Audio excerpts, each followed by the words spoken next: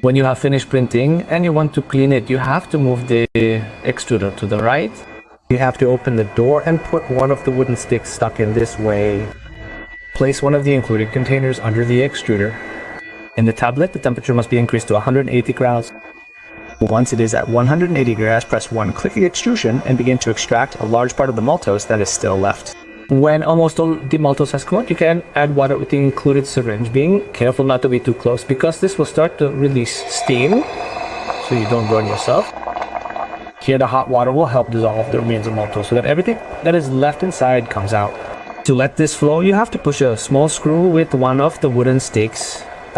What this does is raise the maltose extractor so that it leaves a clear path and everything that we are dissolving here flows.